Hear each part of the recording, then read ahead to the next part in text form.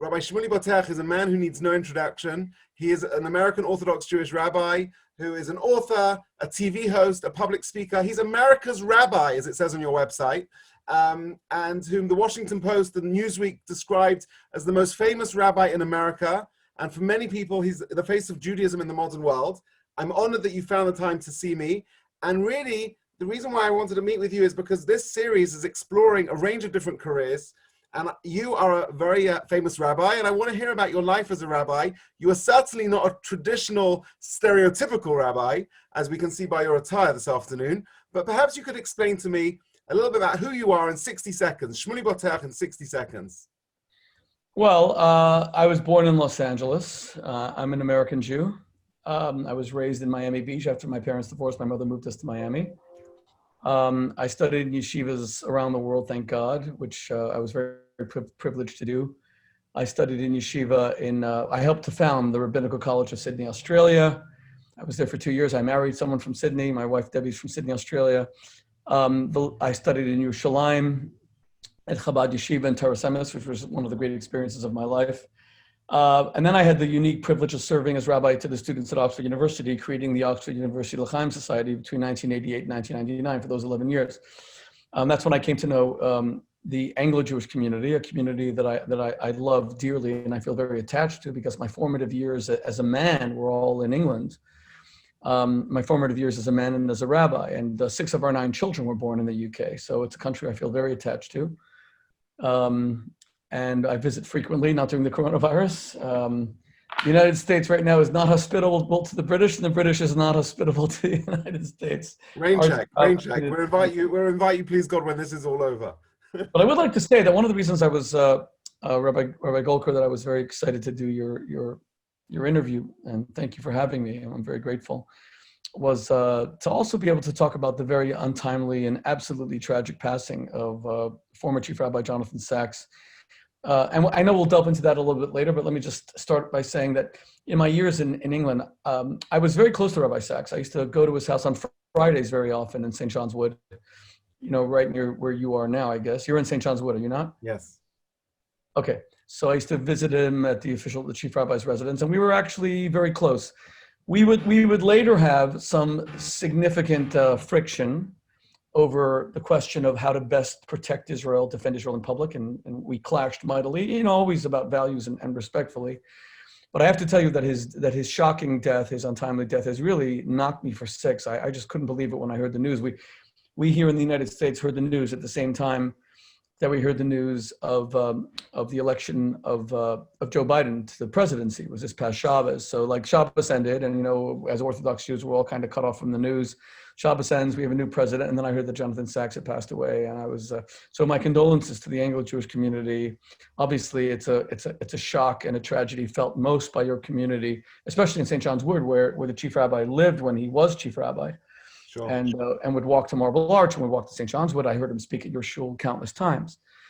But it's a tragedy felt around the Jewish world. He was a giant of incomparable stature. Absolutely, and he was very much loved. We have a candle lit on his seat, the Chief Rabbi's seat in the synagogue, out of respect to him. He was somebody who we personally knew, and the community, and globally, he was a leader and a figure of inspiration. If we could just go back a moment, I want to hear about your life in Oxford. That's incredible. My father-in-law studied in Oxford way before your time. Oxford is one of the most illustrious educational institutions in the world. Having spent 11 years in Oxford, what was your highlight? What was that like for you? That's just incredible.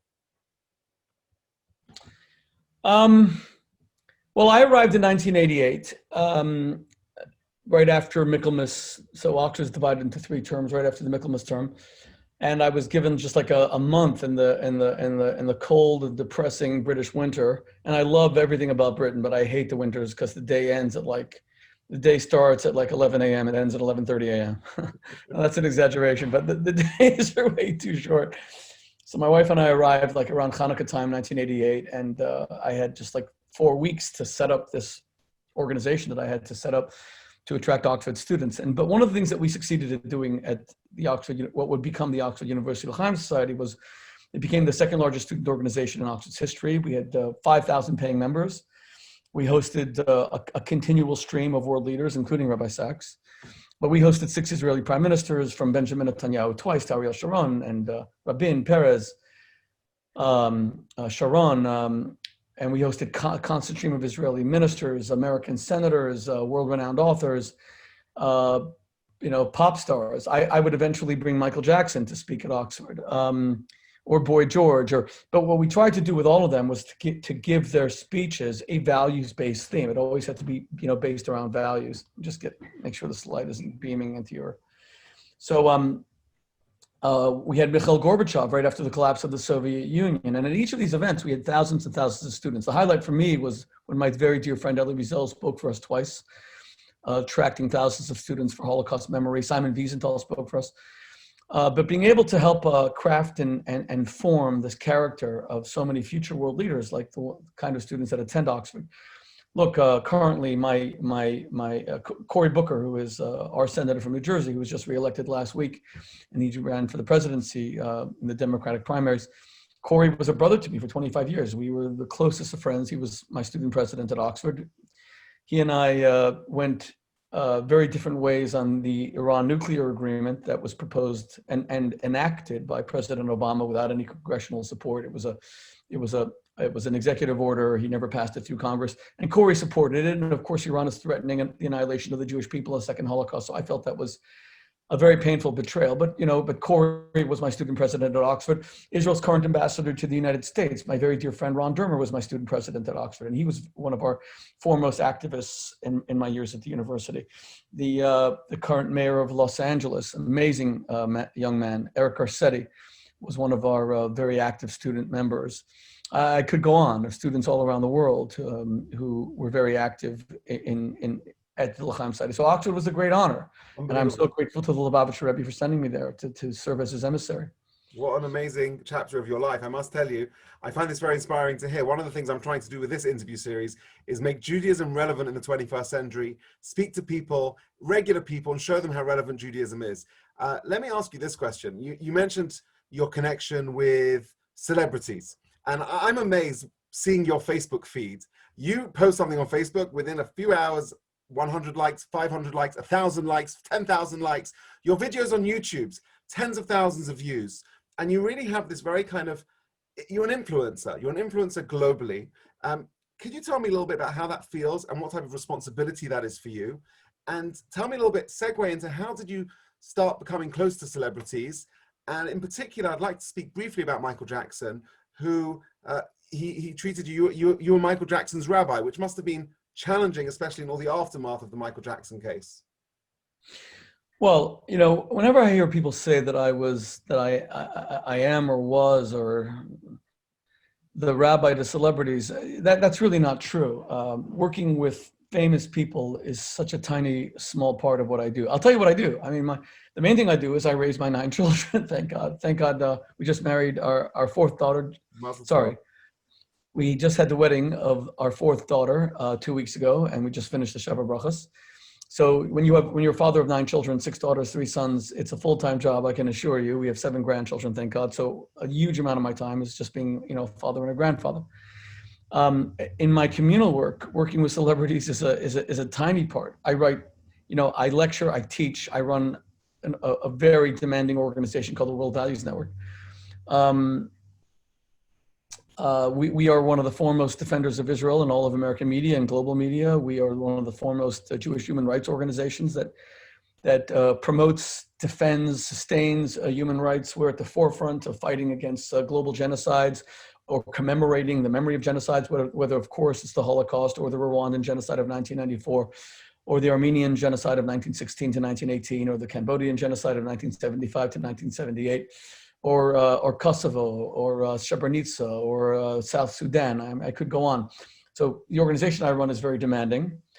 I've written 33 books, thank God. Don't be that impressed. Some have sold 33 copies, but I'm very involved with that. I do a lot of marital counseling. I do a lot of marriage counseling. So I have full days. Very little of it, a small portion of it goes to celebrities, to the extent that a celebrity can leverage their renown to promote an important message. I will be involved with celebrities who are my friends, whether it's Pamela Anderson, with whom I just co-wrote a book called Lust for Love, all about the 3 erotic principles that are derived from the Bible Song of Solomon, and how they could be implemented in marriage to bring greater eroticism, greater erotic attraction, greater passion, greater intimacy, greater romance to, as you said, Michael Jackson. I cared about Michael very deeply. And for 2 years, we were very close as I tried to, help him get his life together, but also Michael had a microphone to the world, and he spoke about important values, about religion, and he was raised a very religious person. Michael was raised a Jehovah's Witness. He was a Jehovah's Witness missionary. He used to knock on people's doors and speak to them about God. Yes, in the aftermath, especially about the HBO documentary, it was very painful. And all of that remains it remains something that his estate is going to have to, really address very seriously, about allegations that are so specific.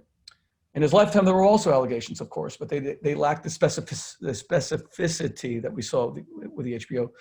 But having said that, working with celebrities, we're a celebrity culture today. Everybody wants to be famous. That's why right now here we are doing a Zoom, Facebook Live, Instagram.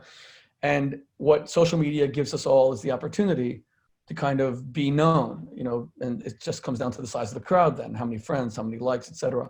But I've always actually resisted that. I have fought against how all of us want to be famous, meaning to the extent that I participate in the celebrity culture, I've tried to do it with a certain awareness of why was I participating, like what was motivating me and what need was it catering to.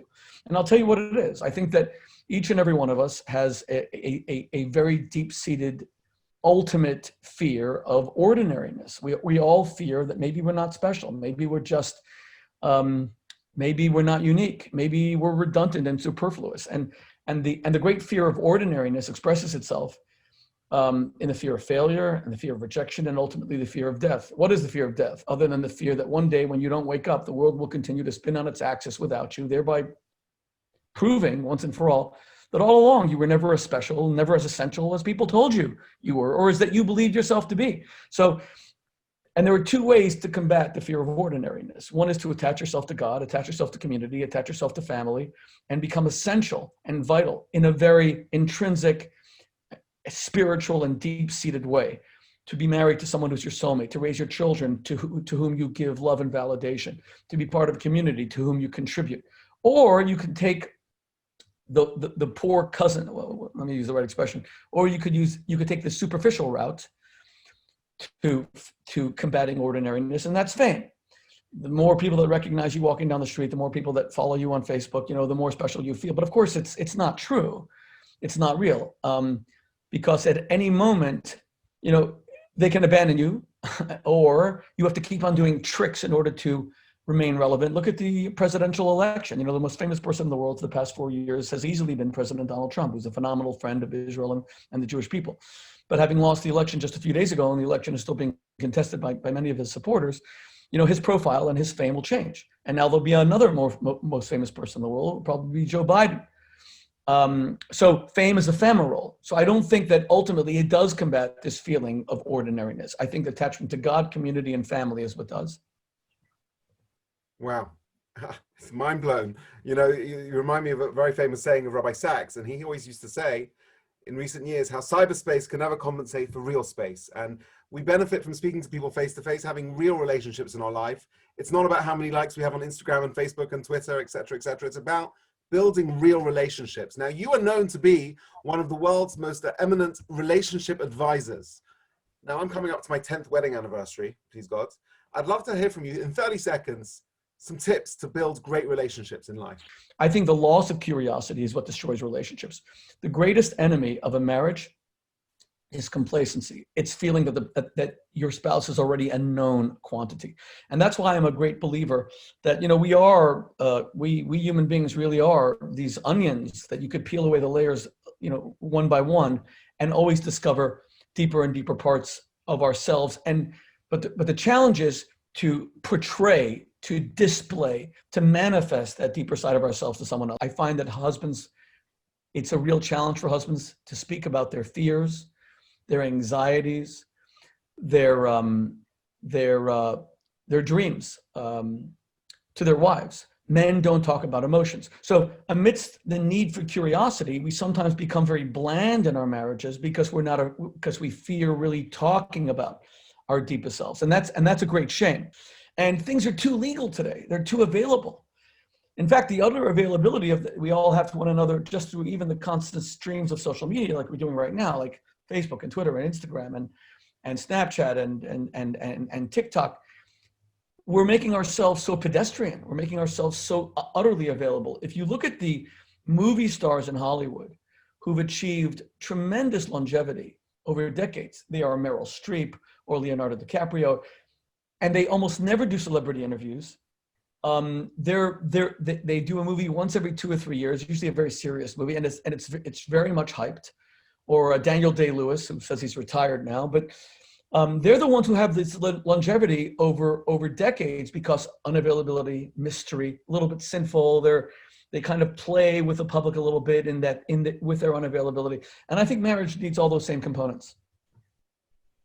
Let's change the conversation a little bit and talk about President Trump. I'm curious to know how you have a personal friendship with him. How did that come about? When did you first meet him? And what's your feeling towards the Biden era and how that's going to affect Israel? And what's your take on all of that? Well, I don't talk a lot about my relationships with political figures other than talking about policy, because I think that's the mistake we make in America. We personalize politics so much, we move away from policy. So while I know people in the Trump administration, and I'm grateful for their friendship, and so many of them are incomparable friends of Israel and the Jewish people. If you go from President Trump to Jared Kushner to Mike Pence to Mike Pompeo to Jason Greenblatt to David Friedman to Nikki Haley. I mean, the list of pro-Israel people who populate the Trump administration, it's endless. Avi Berkowitz, who's now the chief Middle East negotiator. And the things that they've pulled off, peace between Israel and the UAE, peace between Israel and Bahrain, peace between Israel and Sudan. These are phenomenal achievements that any other president would have won a Nobel Prize for. It's been an embarrassment of riches, thank God, for the pro-Israel community over the past 4 years. The president has recognized Jerusalem as Israel's eternal capital. He's moved the American embassy there. He recognized the Golan Heights. He closed the Palestinian Authority, quasi-embassy in Washington, D.C. because they foment and incite terrorism against Jews. He stopped the payments through the Taylor Force Act of American taxpayer money funding terrorists who've murdered Israelis, who've murdered Jews. And most importantly, even more important than moving the embassy to Jerusalem, was that he took the United States out of the Iran deal. The Iran deal was an American abomination. How do you have a deal that gives $150 billion to terrorists, to genocidal maniacs who call for a second Holocaust? How do you give them planes that are literally stuffed with cash, filled with cash, so that cash, money is all fungible, and this goes to terrorists, to killing people? This was an American abomination. This is one of the most embarrassing things the United States has done over the past few decades, the Iran deal, and the president took us out of the Iran deal. So it's been an embarrassment of riches. That doesn't mean that we in the Jewish community have to endorse everything about the Trump administration. It doesn't mean that Jews have to feel compelled to vote for President Trump. There are many issues that are important to the American Jewish community. It does mean, however, that we should show incomparable gratitude to President Trump for an incomparable friendship to Israel and the Jewish people. And anyone who doesn't feel gratitude to President Trump has allowed their political partisanship to cloud Jewish values. Because you don't have to vote for the president to show him gratitude. You don't have to support the president on every issue to show him gratitude. But he changed the entire tenor of Israel. He changed the entire tenor toward Israel in the United Nations, et cetera. And it's been remarkable. Am I concerned that the upcoming Biden administration will not be as friendly? Yeah, of course I'm concerned, because Joe Biden has been a great friend to the Jewish community in Israel for decades. I've met Joe Biden. He's a mensch. He's a gentleman. But the extreme left wing of the Democratic Party is becoming a little bit scary, especially when it comes to Israel. Populated as it is by out and out anti-Semites like Rashida Tlaib or Ilan Omar, or people who are not anti-Semites but whose very left-wing agenda often can demonize Israel, like Alexandria Ocasio-Cortez, or the Black Lives Matter movement, which is a very important movement to protest racial injustice. But where did that suddenly come to demonizing Israel as a white European colonizer that is oppressing darker skinned people, namely the Palestinians. That narrative is a total fiction. It's a fraud and it's a lie. Sure. So I am concerned because Joe Biden is a great friend of Israel, but Joe Biden was one of the principal people in the Obama administration who sold us the Iran deal. And now they're talking about going back into the Iran deal. They're already talking about reopening the Palestinian Authority headquarters. Sorry, again, it's not a real embassy; it's a quasi embassy. But they're going to reopen it in Washington D.C. or refund UNRWA, or refund the Palestinian Authority. But based on what? Unless the Palestinian Authority and Mahmoud Abbas stops everything from genocidal rhetoric against the Jews, stops the kleptocracy and the corruption that has led to Mahmoud Abbas's sons, Tariq and Yasser, becoming, worth hundreds of millions of dollars, stealing that money from our Palestinian brothers and sisters, unless they stop the demonization even of America. Why should they be funded by the American taxpayer? So I am concerned about all of these things, and I really ask President-elect Biden to follow in the footsteps of President Trump in, of course, reaffirming Jerusalem as the eternal undivided capital of the Jewish people, reaffirming the Golan Heights as sovereign Israeli territory, fighting for Israel at the UN, stopping the demonization of Israel in international forums, including at the EU. And we'll see, whether or not all of that happens. If not, the Biden administration, and we wish them every success, but they have to know they're going to have a fight on their hands with the pro-Israel community in the United States, because we believe in the Middle East's only democracy. We believe in Israel as the only country in the Middle East where women have rights, where gays have rights, the LGBTQ community. We despise governments like Iran that hang gays from cranes, that stone women to death. These countries are an affront to humanity. I'm sorry, their governments are an affront to humanity. They're an affront to decency. They're an abomination to decency.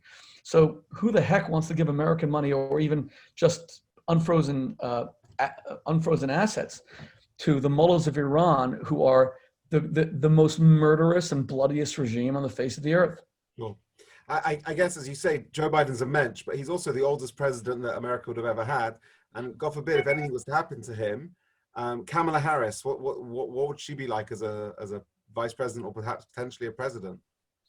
So the pro-Israel community likes Kamala Harris, and she has a long history of close relationship with the Jewish community in California in general, in Los Angeles, and the Bay Area in particular.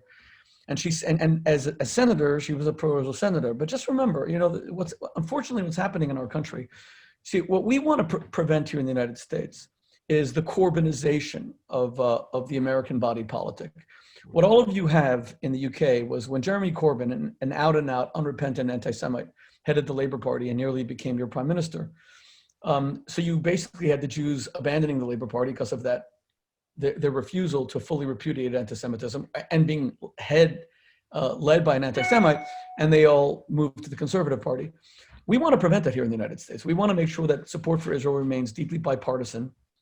Sure. We want to make sure that Democrats and Republicans are supporting Israel. Now, the thing is that Trump has been so pro-Israel that it's becoming harder and harder to maintain that bipartisanship, insofar as Trump took us out of the Iran deal. Trump recognized the Jerusalem embassy. Moved the embassy to Jerusalem. Now, with so many Democrats who were condemning even the move, saying, wait, if you're going to give something to Israel, there has to be reciprocity, and you got to get something from Israel and give it to the Palestinians. Why? What are you talking about? This was a law. The recognition, the Jerusalem Embassy Act was passed by the United States Congress, by both houses of Congress, the House and the Senate, in 1994. And it was delayed for, whatever it was, 26 years, a quarter of a century, through this, little thing they shoved in there that allowed presidents to exercise a security veto to say that it was too dangerous to move the embassy. In the end, we saw the embassy was moved, and all the predictions about an uprising in the Arab street never materialized. Yeah. But we want to prevent the Corbynization of the United States. We don't want support for Israel to be primarily Republican, primarily Democrat. I have to say, it is going in the Republican direction, but that's not good for the United States, and it's not good for Israel. I mean, Israel is America's foremost ally. So I hope First of all, I hope Biden is going to be safe and he will do his full 4 years and be a great friend of Israel, but especially his health. Of course, we want nothing to happen to him. But should there be a Kamala Harris presidency, I hope that she will follow in the footsteps of Donald Trump when it comes to the U.S.-America relationship. I hope she'll follow in the footsteps of George W. Bush or many Democratic presidents who were great friends of Israel, like John F. Kennedy. Jimmy Carter, not so much. And Barack Obama, unfortunately, Obama did many good things for Israel. Let's not be unfair to Obama. He increased the annual, it's here in the United States, it's Congress that does monetary appropriations. So when you speak about foreign aid to Israel, that ultimately has to be pre-approved by Congress. But the gains in foreign aid to Israel were proposed by the Obama administration before Obama left office. But then Obama also demonized Israel over settlements, et cetera, et cetera, et cetera. So I hope that Joe Biden will not pursue those steps and will not take us back to a lot of the friction that existed between the pro-Israel and the Jewish community here in the United States and the Obama administration. I hope he won't repeat that. Do you think eventually Trump will concede? I guess gracefully is not really the right word, but do you think eventually he will concede? What do you think is going to happen? Do you think this is going to play out in the Supreme Court and get ugly? Well, look, I use the phrase President-elect Biden because he passed the 270 threshold. That doesn't mean that President Trump doesn't have a right based on, you're allowed a legal recount if the margin of victory is 1% or less. Now, it seems to be 1% or less in Pennsylvania. They'll put him over the top. 1% or less in Georgia, maybe even Arizona. I'm not sure about Wisconsin and Michigan, but I think they're close to 1% as well. So the president is entitled to legal challenges. Now, the question is whether that's good for the president, whether it's good for the president-elect, whether it's good for America. That's the decision that President Trump will have to make. But you can't say that what he's doing is outside his legal authority. Unless so can you say that after his loss that Republicans rioted in the streets or anything like that. There was, they boarded up New York for fear of what the results of the election would be. And when President Trump lost, none of his people rioted it anywhere. And you got to give President Trump and his followers who are being demonized a lot of credit. There's been zero violence, nothing. Now, if you compare that to what we saw over the summer with a lot of the Black Lives Matter demonstrations, and yes, I'm not blaming Black Lives Matter activists for the violence, but if you look at how much violence was accompanied by these demonstrations at the height of the coronavirus, when it was really raging throughout the U.S. and in cities like New York or Portland, Oregon, large swaths were being burned to the ground. It was pretty darn scary, and none of that happened in the wake of Trump's defeat. And so give Trump and his followers a lot of credit. Sure. I want to conclude with one final question. I think 2020 has been a very difficult year for everyone. I first of all want to wish you, Chaim Aruchim, wish you a long life for the loss of your father. I also lost my father, just commemorated the second yacht site. But 2020 has been a difficult... Sorry to interrupt. How old were you when your father passed away? I was 35. Well, it's very young to lose a parent. Wow. I mean, I'm 53 and my father passed away 5 months ago, and I never thought it would be this hard, to be honest. I have to be honest that I never thought my father would ever die. I know that's kind of crazy talk, sure, but it was just not something that was in the cards for me. He always rallied, and he was very sick. There's my father over here. Wow. And, yeah. You think how old was your father? Well, he just turned 80. We just celebrated his 80th birthday. And, this whole series talking about careers. As a rabbi, you're always with people at time of bereavement, but nothing in the world prepares it for you when it's your own father. And it's been a very, very tough couple of years. And this year, I mean, a lot of people watching this have suffered bereavement through Corona and generally in life. And I guess my final question to you, Rabbi Shmuley, is, as a rabbi, what's your message of kind of hope and positivity for the future? Your words of chizuk to people who've suffered bereavement, who've suffered COVID challenges, business challenges, relationship challenges, everything in the world. Just some final words of chizuk to conclude on. Yeah, well, wow. Well, it brings us, to be honest, to Rabbi Sacks, if I may. First of all, I'm so sorry for the loss of your father, and I'm mourning my father right now. And I say Kaddish 3 times a day. In fact, half the time that we're talking, I'm looking at the clock because I have to go daven Ma'ariv and say Kaddish with a minyan, as I do 3 times a day for my father. And God has been very kind to me with all the logistical nightmare of minyanim during COVID-19. I've said Kaddish every time, thank God, and I think it's a very sacred duty and obligation, and responsibility that a child has to a deceased parent, to a lost parent. But let me veer from that, if you don't mind, to Rabbi Sacks. Please. See, when I arrived in England, I was in awe of Rabbi Sacks, and I remained in awe throughout my life. He was, and let me say this definitively, he was the foremost exponent of Judaism in the English-speaking world. And his eloquence was unmatched and unparalleled. And I sought his guidance, and I went to him, and we would sit, and he gave me a lot of time. We would later clash over our respective visions of leadership, because and I'm not here to speak for Rabbi Sacks, and of course, we all mourn the loss of a true giant. But I think Rabbi Sacks felt that the job of a rabbi is to be a teacher and a writer and a speaker and a leader, and he did all of those things with unparalleled eloquence, and he was unrivaled, in the English-speaking world. But you see, I also felt that the job of a leader is, if you have to be controversial at times, if you have to fight for Israel, even if it's going to make you a little bit unpopular on the BBC or Radio 4 or in The Guardian or in any of these outlets, that we have a fight on our hands right now. Anti-Semitism is a real fight. The demonization of Israel is a real fight. Iran's genocidal plans against Israel is a real fight. Hamas, Hezbollah, all of their plans to annihilate the Jewish people, all these things are a real fight. Holocaust denial is a real fight.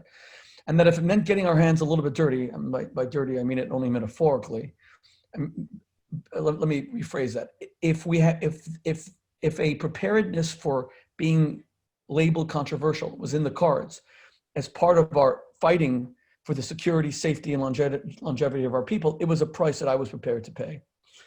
Or if it meant writing a book called Kosher Sex, or because you have to rescue marriages. I mean, we have a 50-60% divorce rate, and we rabbis have got to begin to address real life problems.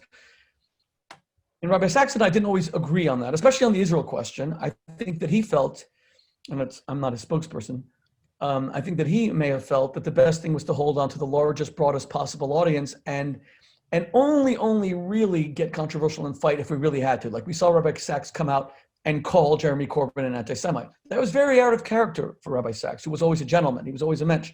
Very out of character for him it would have been more in character for someone like me who battles anti-Semites and anti-Israel activists to take a very hard line and say, look, we're going to hold you accountable for your anti-Israel rhetoric. But with that having been said, I mean, Shivim Panim Latera, there are going to be disagreements about leadership. What Rabbi Sacks did is that he made the Jewish people a light into the nations. And that's why you see all these tributes coming in from Prince Charles or from Boris Johnson or from Tony Blair or from, everybody. Because he took Judaism and he really made it something that inspired the non-Jewish world.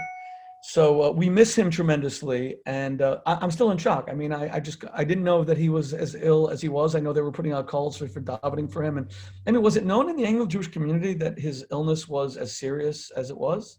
We didn't know any details, but it has really shaken the whole community. I mean, there are people phoning me today in tears, people who knew him very well and people who didn't know him. But what's amazing, if you scroll through social media, the thing I found amazing is you have Haredi people, secular people, traditional, Orthodox, and non-Jewish people, all of whom were in mourning. He was not only a global voice for Jewish people, he was a global voice for morality for the globe all over.